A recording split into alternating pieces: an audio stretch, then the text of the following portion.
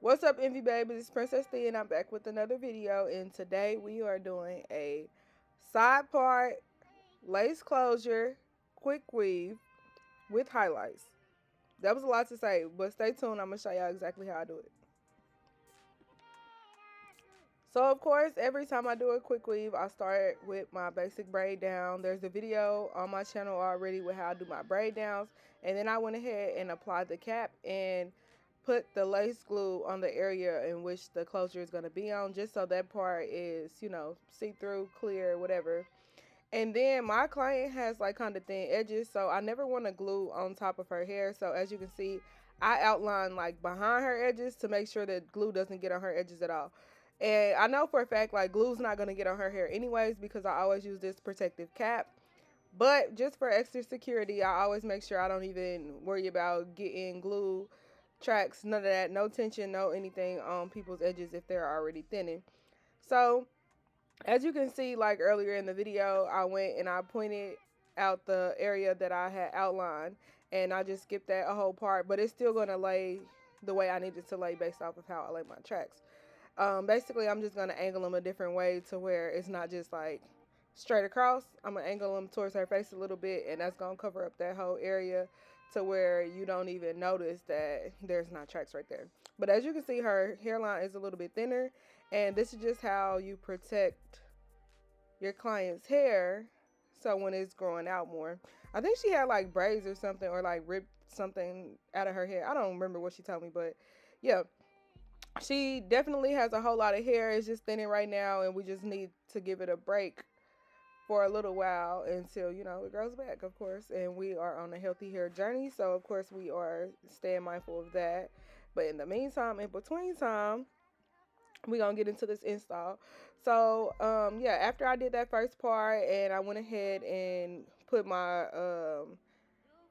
liquid cap on, put her underneath the dryer, and after she got back out of the dryer and that was all dry, I went ahead and applied 3 layers on her hair of where the cap could go. And I'm using like a honey blonde and a 1B for her hair this time. And of course, like, she has some really, really good bundles that she's been using for a while now. Of course, we're going to use them again. So these bundles, I think we used them for a quick week. We just washed them and brought them back to life or whatever. So make sure y'all don't throw y'all bundles away. The reason why and by we, I mean people who sell bundles and hair and all of that stuff.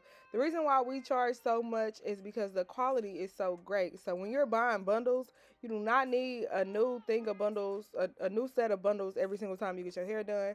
Reuse your old bundles. Wash them. Get you some super hot water. Get you some Dawn dish soap. That's what I use for mine. Some people use silicone mix, Pantene, whatever. Whatever works best for you.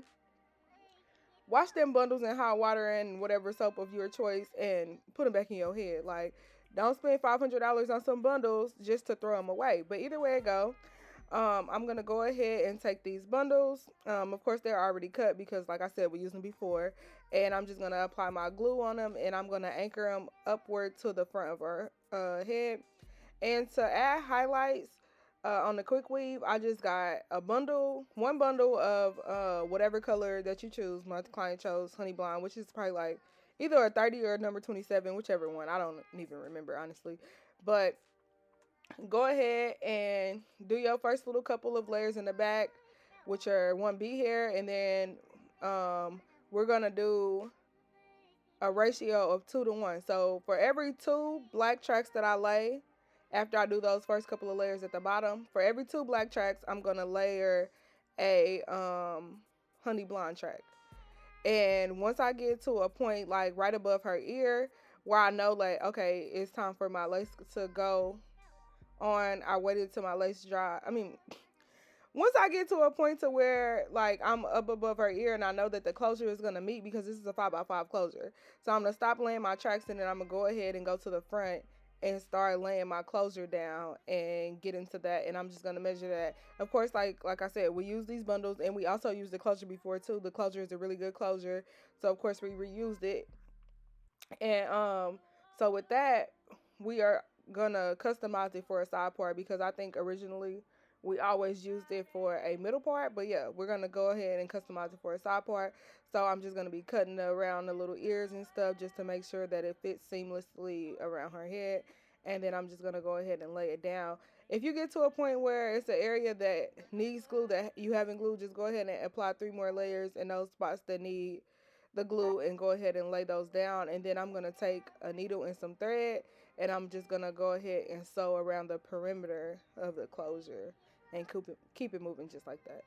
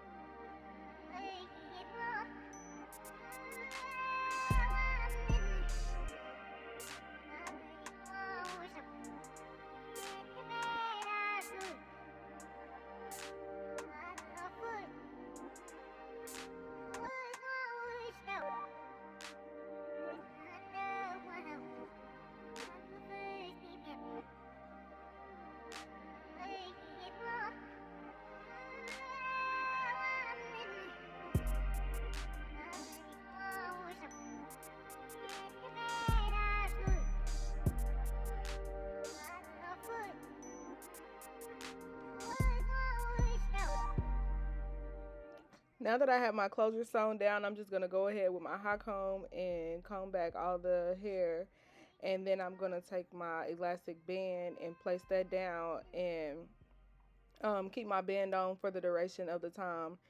Honestly, until I'm ready to take it off, or until like she goes back under, or really be until I'm ready to do her baby hair. So I just keep the band on there, hold that down, and now I'm about to go back into laying my tracks. Like I said earlier, for every 2 pieces of black that I do, I'm gonna do 1 piece of the honey blonde, and I'm gonna show you guys how that looks at the end.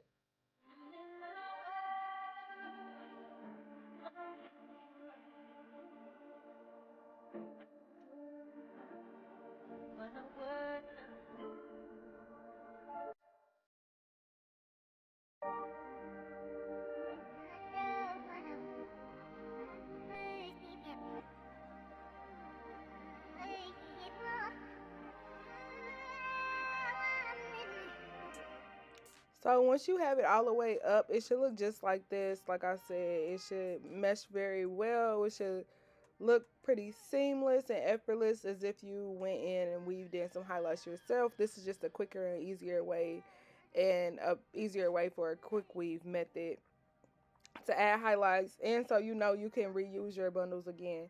Once you get up to that last track, that last one, the second to last one should be black. And the one right before the closure, always add your highlight, because you want to make sure that, you know, the closure is completely black. So you want to make sure that the highlights still peek through the closure. You don't want just a big black blob of hair on one side when the whole back is like highlights and stuff. So you want to make sure that that last closure that last track at the top that meets the closure is whatever color you chose, and then once you part it, it'll still look as if there's highlights throughout. Like right now, it looks kind of crazy because it's just a big blob of black on her side of her head. So the way I part my hair, when I part that top side over, there's still enough blonde tracks to, you know, look right. But as you've seen, when I had put the closure on there, there is only, you know, I'm doing a side part, so that whole closure is on the side of her head. So of course I'm going to go through and part out small sections and add a couple of tracks on top of her closure. If you're wondering if she's still going to be able to use this closure after this, honestly, we've already used it maybe 2 or 3 times in the past. So it was already time, like this is our last install anyway, so she probably just gonna go ahead and get a new closure after this. But there is instances where people will glue, you know, highlights into their closure and still be able to use it. You just got to be very good at getting glue out of your hair, and if you take your time, you can get it out. So You can definitely reuse the closure that you glue tracks on, but you know, if you get into an instance to where you don't want to, Jesus Christ, bless me, my bad.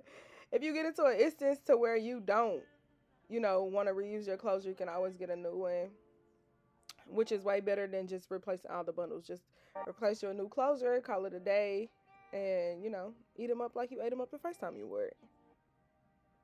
So now I'm just going through and I'm parting out her baby hair. I like my baby hair to swoop into the actual install. Like I don't like it to be any type of separation between it. I like it when the baby hair flows perfectly back into the hair. So basically that's just what I'm doing. I part it out around with my part and then I go ahead and I cut it pretty short and I cut my sideburns like right below the or right at the same length as the earlobe so I can make sure my baby hair or my sideburns is not gonna be too long. And then of course make sure your baby flat iron is hot and then curl it all the way upward or downward depending on whatever you like and curl it up until it makes like a perfect little C shape or a circle shape, however.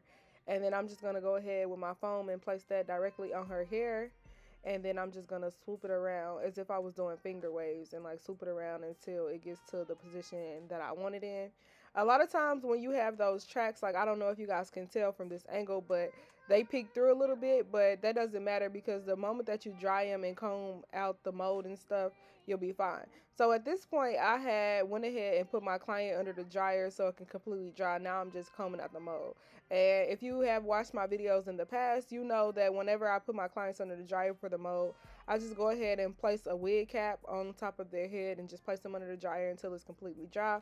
And this is the finished product once it's dry. Now I'm just taking my razor. It's like an eyebrow razor, or you can use like a razor comb, whatever works best for you, or you can use your shears. Going through and putting like some light layers in the front of her head just for the bang area. And then now I'm going to take my T3 curling irons and curl upward. Um, I honestly never have used this curling method until today. I saw it on TikTok and I just wanted to try it. So I went ahead and sent my client the video and asked her if she liked it and she said of course. Like it gives you like this big voluminous look with your curls. So I said I'm using my T3 iron. I'm not. My T3 iron is like only a 1 1/4 inch. My Babyliss flat iron is a 2 inch. So I wanted like super big juicy curls. So I use my Babyliss to I don't even know if that's how you say it. Babyliss, however you call it. Boo. I'm sure somebody will try to correct me in the comments. But either way it go, um, I'm using my 2 inch curling irons. You don't have to use this brand. This is just the brand that I have. Just as long as they're 2 inches, you can still achieve this look. So use your 2 inch curling irons, curl upward, and go ahead and use a pin and clip them. If you don't have pins, just hold on to it like how I'm holding on to it right now. Hold on to it for a couple of seconds, and then you can just let it drop. But if you want like a longer lasting curl, pin it and let it cool down while it's pinned up, and it'll just make your curls last a little bit longer. But yeah, I'm gonna go through. I'm spraying my Sebastian hairspray, curling it upward, and I'm just gonna keep going until I'm completely finished with the whole head.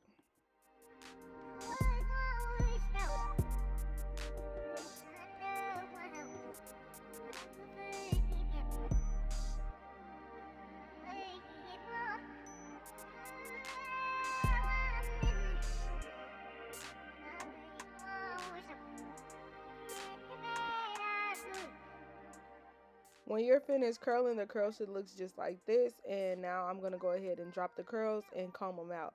The comb out process is almost just as important as the curling process, because I can comb it out and I can leave it like this and it's not going to be cute. So you just got to literally finesse it and comb it till you get to the look that you're going for. In the back, it looks like it's not combed, but I don't like my curls to go too far up in the back because it makes the wig or the weave look big. Like I don't like that overly big look. So I just, do light curls I do the same type of curls, but I only put my layers in the front because I don't want the hair to look super big.